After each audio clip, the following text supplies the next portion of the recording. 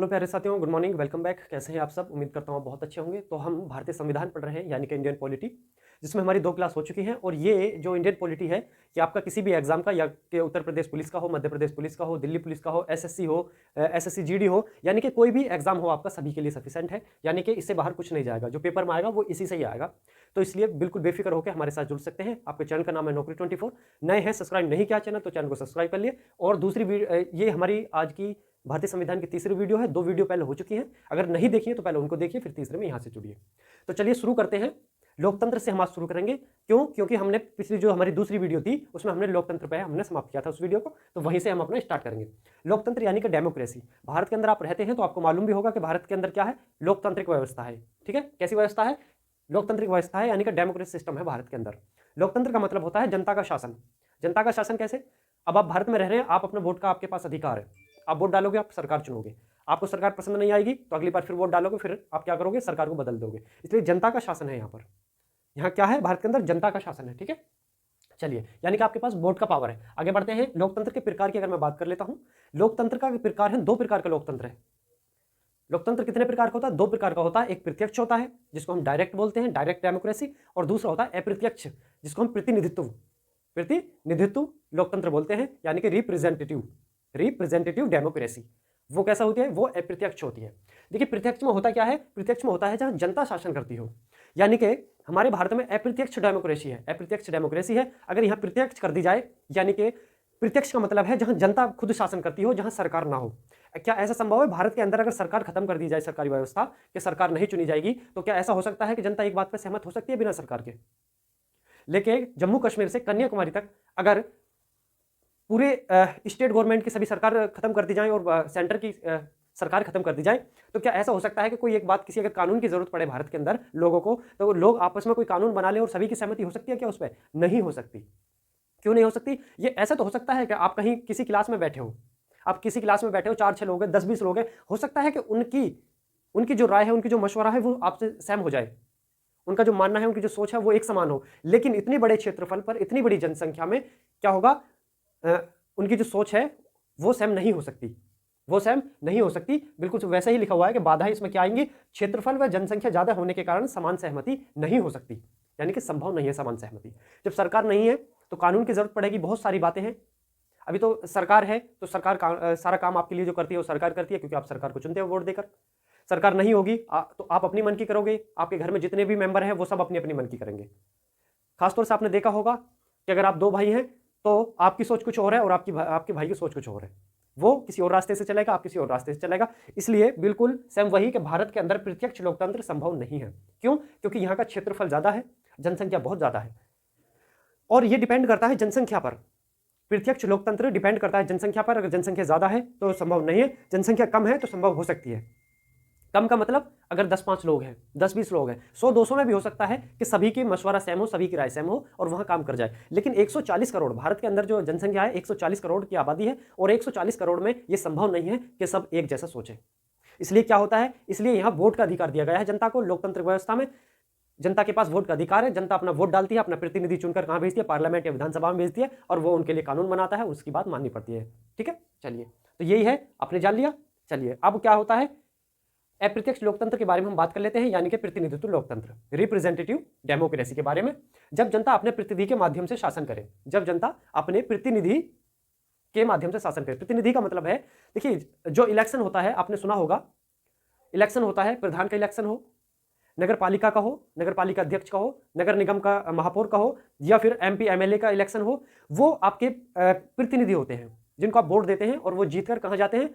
अगर विधायक की बात करता हूं तो विधानसभा में जाते हैं, और मेंबर ऑफ पार्लियामेंट की बात करता हूं तो कहां जाते हो, संसद में जाते हैं, पार्लियामेंट में। उन्हीं प्रतिनिधि की हम बात करते हैं। आप उनको वोट देते हो, वो जीतते हैं, और वो कहां जाते हैं, वो सदन में बैठते हैं जाकर, तब वो आपके लिए काम करते हैं। तो उनके माध्यम से आप क्या करते हो, शासन करते हो। क्योंकि भारत में लोकतांत्रिक व्यवस्था है, जनता का शासन है। ठीक है, तो जनता शासन कैसे करती है, अपने प्रतिनिधि के माध्यम से जनता शासन करती है भारत के अंदर। ठीक है, आगे बढ़ते हैं। जैसे कि आप देख पा रहे हो, जनता और सरकार। देखिए, जनता इलेक्ट करती है किसको, सरकार को, यानी कि जनता वोट देती है, तब क्या होता है, सरकार बनती है। सरकार एमपी और एमएलए। इलेक्शन किसका होगा, एमपी का होगा, यानी कि मेंबर ऑफ पार्लियामेंट का होगा, या फिर एमएलए का होगा, मेंबर ऑफ लेजिस्लेटिव असेंबली का होगा। एमएलए मतलब जिसको आप लोकल भाषा में विधायक बोलते हैं, विधायक बोलते हैं हिंदी में। एमएलए का मतलब विधायक। आपने सुना होगा कि विधायिका का इलेक्शन है, किसका? विधायकी का इलेक्शन है।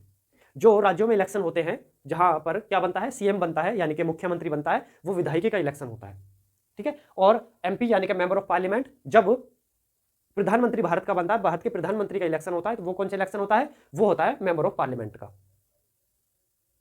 आपको मैं सीधी भाषा में समझा रहा हूं, प्रधानमंत्री का इलेक्शन नहीं होता, लोकसभा का इलेक्शन होता है, लेकिन आपको समझाने के लिए मैं बोल रहा हूं कि प्रधानमंत्री का इलेक्शन। तो प्रधानमंत्री किस इलेक्शन से बन रहे हैं? लोकसभा के इलेक्शन से प्रधानमंत्री बनते हैं, ठीक है। विधानसभा के इलेक्शन से कौन कौन बनते हैं? मुख्यमंत्री बनते हैं, ठीक है। चलिए आगे हमने जाना, देखो जनता वोट देती है तो क्या होता है? सरकार बनती है। जनता वोट किसको देगी? एमपी एमएलए को देगी। और जब एमपी एमएलए जीत के सरकार बनाते हैं, फिर ये क्या करते हैं? यही विधायक और इन्हीं विधायकों के जो उच्च विधायक हैं, जिनको मंत्री परिषद में शामिल किया जाता है, वही कानून बना के लागू करने का काम करते हैं। किसके लिए? जनता के लिए,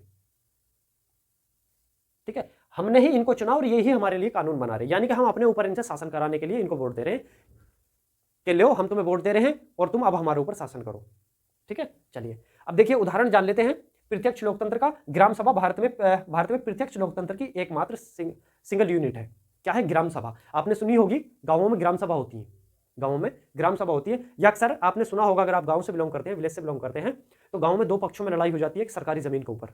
एक ऐसी जमीन के ऊपर कि एक पार्टी भी घिर रही है और उसी को दूसरी पार्टी घिर रही है। तब पटवारी आके बोलता है, जब देख के क्या कहता है कि ये तो ग्राम सभा की जमीन है, सरकारी जमीन है, ठीक है। तो ग्राम सभा होती क्या है वो भी हम आगे जानेंगे। तो उदाहरण क्या है इसका? प्रत्यक्ष लोकतंत्र का ग्राम सभा। भारत में प्रत्यक्ष लोकतंत्र की एकमात्र सिंगल यूनिट है। केवल प्रत्यक्ष लोकतंत्र कौन सा है? ग्राम सभा है भारत के अंदर। यह भी बहुत मोस्ट इंपॉर्टेंट पॉइंट है, नोट जरूर करें कॉपी में, ठीक है। लोकतंत्र की एकमात्र सिंगल यूनिट जो प्रत्यक्ष है, कौन सी है? ग्राम सभा है, ठीक है। कौन सी है? ग्राम सभा। आप नोट कर ले इसको, ठीक है। चलिए अगर मैं अप्रत्यक्ष लोकतंत्र की बात करता हूं, तो अगर इसके उदाहरण में देखता हूं, तो एमपी एमएलए, ग्राम पंचायत, नगर पालिका एवं नगर निगम। यानी कि अप्रत्यक्ष लोकतंत्र का मतलब है जिसको आप वोट देते हो, जिसको आप वोट देते हो। अगर आप गांव से हैं तो एमपी के लिए भी वोट देते होगे, एमएलए के लिए वोट देते होगे, ग्राम पंचायत के लिए भी वोट देते होगे। ग्राम पंचायत का मतलब समझ रहे हो? प्रधानी का इलेक्शन, सरपंची का इलेक्शन, उसके लिए भी आप वोट देते होगे। नगर पालिका, नगर निगम के लिए आप वोट नहीं देते होगे अगर गांव से हो, या हो सकता है कि आपके गांव शामिल होते हो, लेकिन बहुत कमी के साथ में ऐसा होता है कि गांव शामिल हो रहते हो। तो नगर पालिका के इलेक्शन हो सकता है कि आपने सुना हो, आपके बराबर में कोई कस्बा हो या आपके बराबर में कोई शहर हो, वहां पर आपने सुना हो कि वहां फला जगह क्या हो रहा है, नगर पालिका का इलेक्शन हो रहा है, या फिर नगर निगम का इलेक्शन हो रहा है, नगर पालिका अध्यक्ष का हो रहा है, नगर निगम महापौर का इलेक्शन हो रहा है, ये आपने सुना होगा। यानी कि हम कह सकते हैं कि लोकतंत्र में अप्रत्यक्ष व्यवस्था कौन सी है? वो जिसको आप वोट देते हो। जहां वोट देते हैं वो अप्रत्यक्ष है, और जहां वोट नहीं देते वो प्रत्यक्ष है लोकतंत्र में। ये आप याद रखें, ठीक है, लोकल भाषा में समझ लीजिए। चलिए अप्रत्यक्ष लोकतंत्र की अगर मैं बात कर लेता हूं, जनता स्वयं के आधार पर स्वयं के ऊपर शासन कराने के लिए अपना प्रतिनिधि चुनती है। मैंने आपको बता दिया, देखिए जनता ने वोट दिया एमपी एमएलए को, सरकार चुन ली जनता ने। अब यही सरकार, यही एमपी एमएलए क्या करेंगे? जनता के लिए कानून बनाएंगे, यानी कि हमने जिनको चुना वही अब हम पे शासन करेंगे, ठीक है। चलिए तो यही है अप्रत्यक्ष लोकतंत्र। जनता स्वयं के ऊपर शासन कराने के लिए अपना प्रतिनिधि चुनती है। माध्यम क्या है? वोट। वोट देके तो चुनते हैं हम। जो सरकार बनती है, राज्य में बने सरकार या फिर केंद्र में बने सरकार या फिर ग्राम प्रधान है, क्या है वो? वोट ही तो देते हैं हम उनको। जब वो वोट देते हैं हम उनको, और फिर वो हमारे ऊपर शासन करते हैं 5 साल के लिए।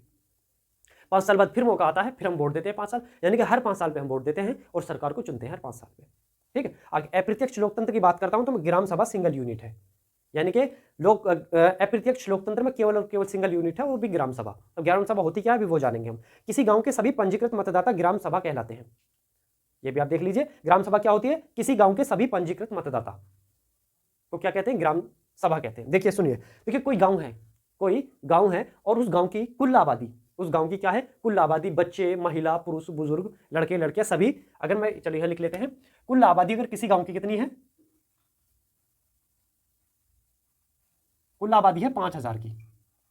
कितनी? 5000 की कुल आबादी है, यानी कि इसमें बच्चे भी शामिल हैं, इसमें महिला भी शामिल है, इसमें पुरुष भी शामिल है, लड़के लड़कियां सभी शामिल है इसमें। कुल आबादी कितनी होगी? 5000। लेकिन अब इलेक्शन होता है ग्राम प्रधान का। अब इलेक्शन होता है किसका? ग्राम प्रधान का, सरपंच बनाने का, प्रधान बनाने का इलेक्शन। और इसमें वोट कितने देते हैं? उसमें केवल और केवल जो वोट देते हैं वो देते हैं कितने? 3500 वोट देते हैं। अब 3500 वोट दे रहे हैं तो कितने बच गए? 1500 बच गए। ये 1500 वो हैं जिनको वोट देने का अधिकार नहीं है, जिनको वोट देने का अधिकार नहीं है। किसी भी कारण, हो सकता है कि वोटर लिस्ट में नाम ना हो सकता है कि उनकी एज वोट के लिए ना हुई हो। यानी कि जो वोट दे रहे हैं वो 3500 हैं, और जो वोट दे रहे हैं इन्हीं को बोला जाता है ग्राम सभा। जो ये वोट दे रहे हैं ये इसी को बोलते हैं ग्राम सभा। समझ आया? ग्राम सभा कौन होता है? ग्राम सभा वो होते हैं जो वोट डालते हैं, यानी कि पंजीकृत मतदाता किसी गांव के, उनको क्या कहा जाता है? उनको ग्राम सभा कहते हैं।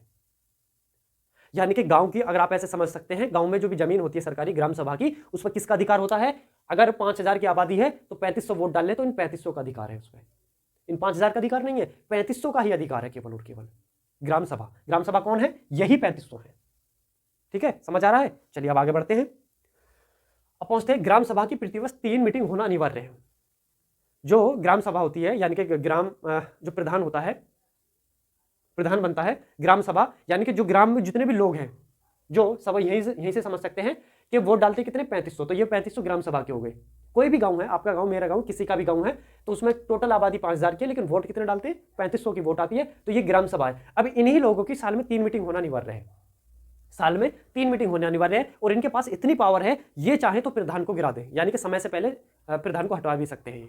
ये इनके पास इतनी पावर है, ये प्रधान की पल पल पे वाट लगवा सकते हैं। कम से कम 3 मीटिंग होना अनिवार्य है, ज्यादा कितनी भी कर सकते हैं समय के हिसाब से, लेकिन अक्सर होती नहीं है, एक भी नहीं होती, एक भी नहीं होती। केवल और केवल भारत में जनता का क्या काम है? गए, वोट डाल दिया और वापस आ गए, गए, वोट डाल दिया, वापस आ गए, फिर अगला इलेक्शन फिर जाएंगे, फिर वोट डालेंगे, फिर अब इसके बीच में जो आपका प्रतिनिधि है, जिसको आपको चुना है, जिसको आपने, वो क्या आपके लिए काम कर रहा है, नहीं कर रहा है, इसको भारत की जनता से कोई मतलब नहीं है। भारत की जनता को इनसे कोई मतलब नहीं है। ठीक है, तो होता क्या है? वो यही होता है कि आपको अपने प्रतिनिधि से कोई मतलब नहीं वोट के बाद, और आपके प्रतिनिधि को आपसे कोई मतलब नहीं है वोट के बाद। लेकिन ग्राम सभा में, ग्राम पंचायत में क्या है? ग्राम सभा की 3 मीटिंग होना अनिवार्य है। वो कब कब होंगी? पहली 26 जनवरी को होगी, दूसरी कब होगी? 15 अगस्त को होगी, और तीसरी कब होगी? 2 अक्टूबर को होगी, महात्मा गांधी जयंती के दिन। 26 जनवरी के दिन होगी, 15 अगस्त जिस दिन भारत आजाद हुआ, जिस दिन संविधान लागू हुआ, 26 जनवरी, यानी कि इन 3 तिथियों को, जैसा कि आप देख पा रहे होंगे, 26 जनवरी को पहली मीटिंग होगी, 15 अगस्त को दूसरी होगी, और 2 अक्टूबर को तीसरी मीटिंग होगी। किसकी? ग्राम सभा की, सभी लोगों की। यह मीटिंग किस लिए होगी? गांव के कार्यों पर चर्चा, गांव के विषयों पर चर्चा। अब देखिए, आपको पता है कि ग्राम जो प्रधान बनता है, गांव का जो प्रधान बनता है, उसके पास कितने विषय होते हैं? ग्राम प्रधान के पास कितने विषय होते हैं, क्या आपको पता है? यानी कि कितने विषयों पर ग्राम प्रधान काम करता है? जैसे नाली बनाना, सड़क बनाना, पानी की व्यवस्था करना, ऐसे ही कितने विषय होते हैं ग्राम प्रधान के पास? तो 29 विषय होते हैं। कितने होते हैं? 29 विषय होते हैं ग्राम प्रधान के पास। 29 विषयों पर काम करता है। आपको हो सकता है बिल्कुल ना पता हो, 29 विषय ग्राम प्रधान के पास होते हैं, उनके ऊपर वो काम करता है। ठीक है, चलिए आगे बात करते हैं। देखिए, ग्राम सभा यानी कि सभी पंजीकृत मतदाता, जितने भी पंजीकृत मतदाता हैं, यानी कि 3500, वो क्या है? ग्राम सभा है। अब होगा क्या? इन्होंने वोट डाला, इन्होंने वोट डाला। अब ये ग्राम सभा सभी पंजीकृत मतदाता कैसे हैं? ये प्रत्यक्ष है, ये प्रत्यक्ष लोकतंत्र में है। प्रत्यक्ष लोकतंत्र की ये उदाहरण है ग्राम सभा। अब होगा क्या कि इन्होंने, जो भी ये मतदाता है 3500, इन्होंने वोट डाला, और वोट डाल के क्या हुआ? ग्राम पंचायत चुन ली, यानी कि प्रधान चुन लिया इन्होंने। अब प्रधान कैसी है? प्रधान अप्रत्यक्ष लोकतंत्र का उदाहरण हो गया। प्रधानी का इलेक्शन कैसा है? अप्रत्यक्ष वोटिंग है प्रधानी की। क्यों? क्योंकि आपने उसको चुना, और अब वो आप पे शासन करेगा 5 साल, वो आप पे राज करेगा 5 साल। ठीक है, सभी पंजीकृत मतदाता हैं, अब इन्होंने इलेक्शन में वोट डाली, और क्या होगी? ग्राम पंचायत चुन ली गई। तो ये क्या है? अप्रत्यक्ष लोकतंत्र का उदाहरण है। किसका उदाहरण है? अप्रत्यक्ष लोकतंत्र का। समझ आ रहा है? कॉपी में नोट जरूर करते रहे, बहुत ही मोस्ट इंपोर्टेंट पॉइंट है। और यकीन मानिए, ऐसी पॉलिटी आपको कोई नहीं पढ़ाएगा, ऐसे ऐसे पॉइंट निकाल कर लेकर आया हूं आपके लिए, और समझ भी आ रहा होगा। ठीक है, चलिए अब आगे बात करेंगे चुनाव की हम। अब देखिए, कोई भी गांव है, कुछ भी होता है, अब भारत के अंदर लोकतंत्र है, तो चुनाव भी होता है। प्रत्यक्ष में नहीं होगा, अप्रत्यक्ष में तो चुनाव होगा। तो चुनाव की पद्धति क्या है, चुनाव कैसे कैसे होते हैं, अब उनके बारे में हम जान लेंगे। ठीक है, देखिए, अर्थ है चुनाव का निर्णय लेने की शक्तियों का हस्तांतरण। निर्णय लेने की शक्तियों का हस्तांतरण या स्थानांतरण। कैसे? क्योंकि हमारी शक्ति है, हम कोई भी हम अपना निर्णय ले सकते हैं, लेकिन करेंगे क्या? चुनाव में वोट डालेंगे और अपना प्रतिनिधि हम किसी को बनाएंगे। अब क्या होगा? अब वो हमारे निर्णय वो लेगा, हम नहीं लेंगे। हमें किसी कानून की जरूरत है, तो वो कानून हम नहीं बनाएंगे, बल्कि कौन बनाएगा? जिसको हमने वोट दिया, वो कानून बनाएगा हमारे लिए। यानी कि जो हमारी पावर थी, अब किस पे पहुंच गई? अब उस पर पहुंच गई जिसको हमने वोट दिए। तो चुनाव का क्या मतलब, अर्थ क्या होता है? निर्णय लेने की शक्ति का हस्तांतरण। ठीक है, क्या है? निर्णय लेने की शक्ति का हस्तांतरण। ठीक है, संप्रभुता। अब यह बात संप्रभुता क्या है? मैंने आपको बताया था एक राज्य कब कंप्लीट होता है, कब उसको कंप्लीट मानेंगे? जब उसके पास अपना भूभाग होगा, जनसंख्या होगी, सरकार होगी और संप्रभुता होगी, यानी कि निर्णय लेने का अधिकार होगा। कहां? देश के बाहर भी और देश के अंदर भी। तो भारत क्या है? भारत एक राज्य है, संपूर्ण राज्य है। जबकि भारत के अंदर जो राज्य कहलाते हैं, वो राज्य नहीं बल्कि वो प्रांत है, बल्कि वो एक क्या है? वो प्रांत है। दोनों के सेम नाम ना हो, इसलिए क्या कर दिया है? इसलिए उनको राज्य नाम दे दिया गया है भारत के अंदर। जबकि राज्यों में ऐसे पावर नहीं है, किसी राज्य का मुख्यमंत्री क्या विदेश जाकर कोई निर्णय ले सकता है? नहीं ले सकता। ऐसे बहुत सारे पॉइंट है, तो इसलिए कोई राज्य क्या है? राज्य राज्य नहीं है, बल्कि प्रांत है। भारत एक राज्य है। ठीक है, इसके आधार पर, थ्योरी के आधार पर भारत एक राज्य है, लेकिन संविधान के आधार पर क्या है, संविधान के आधार पर भारत राज्यों का संघ है। क्या है, संघ है। ठीक है, चलिए, संप्रभुता का मतलब है निर्णय लेने की शक्ति, निर्णय लेने की शक्ति। अब देखिए, निर्णय लेने की शक्ति है, कोई हमारा अधिकार है, अब क्या कर दिया हमने, हस्तांतरण कर दिया, यानी कि अपना अधिकार किसी और को दे दिया हमने। क्या कर दिया, अपना जो अधिकार है हमारा, वो अधिकार हमने किसको दे दिया, किसी और को दे दिया। कैसे दे दिया, हम जनता है, यानी कि हम हैं, अब हमने क्या करा, हमने वोट डाला, किसको, एमपी, एमएलए, नगर पंचायत, नगर पालिका, नगर निगम, इनमें जो भी खड़ा हुआ हमारा प्रतिनिधि, हमने उसको वोट दे दिया, हमने उसको क्या कर दिया, वोट दे दिया। अब वो जीत गई, सरकार बना ली उन्होंने, वो सरकार में आ गए, अब क्या करेंगे, अब ये हमारे लिए कानून बनाएंगे, यानी कि जो हमारी शक्ति थी, अब हमने किसको दे दी, हमने दे दी इनको, एमपी, एमएलए, नगर पंचायत, नगर पालिका, नगर निगम को, जो इसमें इलेक्शन में खड़ा उनको दे दी। अब वो क्या करेंगे, वो हमारे लिए कानून बनाएंगे, तो क्या होगा, हस्तांतरण होगा, यानी कि हमारी जो पावर है वो दूसरे पे चलेगी, अब वो दूसरा हमारे लिए काम करेगा, यानी कि काम क्या करेगा, वो हम पे शासन करेगा, हम पे राज करेगा 5 साल के लिए। भारत में होता क्या, यही होता है, भारत में यही होता है कि आप जिसको वोट देते हैं वो 5 साल हम पे राज करता है, आप वहीं का वहीं रह जाओगे। लेकिन एक ये फैक्ट है, बिल्कुल सच्चाई है, भारत के अंदर अगर कोई आपसे वोट मांगने आ रहा है और वो पैदल आ रहा है वोट मांगने के लिए, और वास्तविक उसकी स्थिति ऐसी है कि वो पैदल ही आ रहा है, उसके पास पैसे नहीं है, आप बहुत अच्छी तरह से जानते हो कि उसके पास पैसे नहीं है, लेकिन अगले बार जब वो इलेक्शन के लिए अगली उसमें आएगा योजना में वोट मांगने के लिए, तो वो गाड़ियों से आएगा। ये भारत के अंदर खूबी है, 5 साल में उसके पास इतना पैसा आ जाएगा, यानी कि जितनी आपके लिए स्कीम आई सब ने डकार जाएगा वो। ये भारत के अंदर इलेक्शन का ये कमाल है।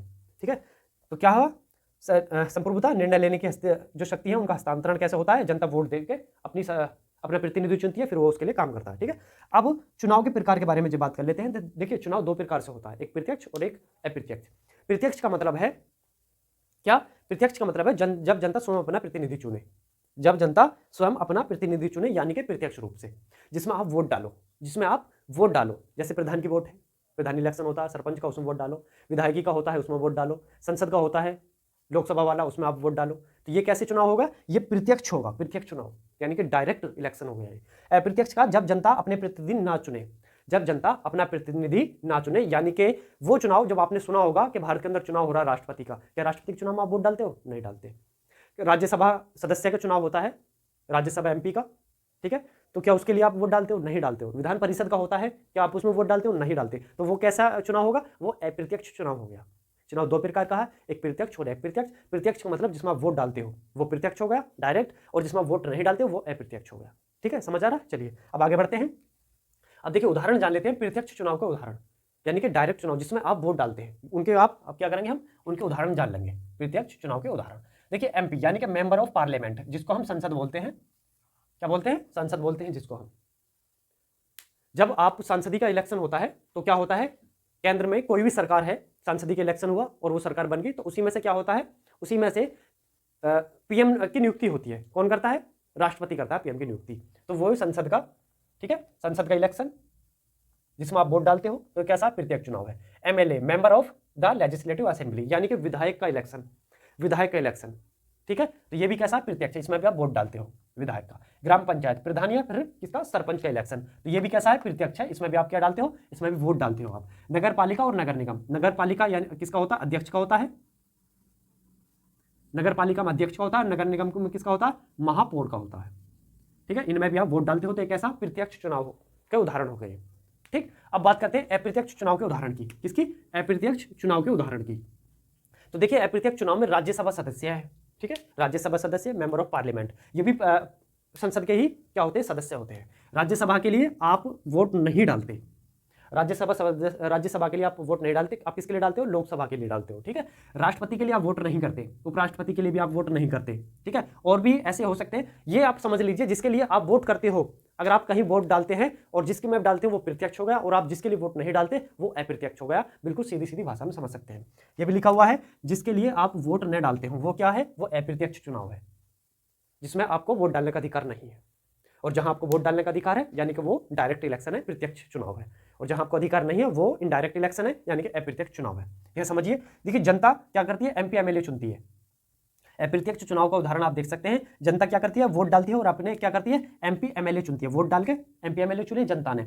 अब ये एमपी एमएलए क्या करेंगे, वोट डालेंगे राज्यसभा एमपी के लिए, राष्ट्रपति के लिए, उपराष्ट्रपति के लिए, या उन सभी के लिए जिनको आपको वोट देने का अधिकार नहीं है, उनके लिए कौन वोट डालता है, एमपी एमएलए वोट डालते हैं उनके लिए।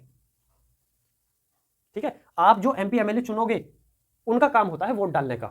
राज्यसभा एमपी के लिए, जैसे विधान परिषद है, विधान परिषद है, विधानसभा विधान परिषद राज्यों में, तो विधान परिषद के लिए कौन वोट डालता है? एमएलए वोट डालते हैं, एमएलए का वोट होता है, ठीक है। राज्यसभा और एमपी राष्ट्रपति, इनके लिए कौन वोट डालते हैं? एमपी एमएलए डालते हैं, यानी कि विधायक और सांसद वोट डालते हैं इनके लिए, ठीक है। यहां तक आपको समझ आया होगा। अब बात करते हैं चुनाव की विधियों की। क्या? चुनाव की विधियां। देखिए, प्रत्यक्ष और अप्रत्यक्ष दो तरह की चुनाव की विधि होती है। चुनाव की विधि क्या प्रकार की है? दो प्रकार की है। पहली कौन सी है? First part the post system, first part the post system, first part the post system, पहली प्रत्यक्ष चुनाव की विधि। दूसरी है अप्रत्यक्ष, यानी कि समानुपातिक प्रतिनिधित्व व्यवस्था, समानुपातिक प्रतिनिधित्व व्यवस्था, प्रोपोर्शनल रिप्रेजेंटेटिव सिस्टम। कौन सा? Proportional representative system. ये दो तरह की क्या है? चुनाव की विधियां हैं। अब अगले वीडियो में हम चुनाव की विधियों को फुल डिटेल में जानेंगे और वहां से अगले वीडियो में हम स्टार्ट करेंगे। तो ये थी तीसरी वीडियो पॉलिटी की।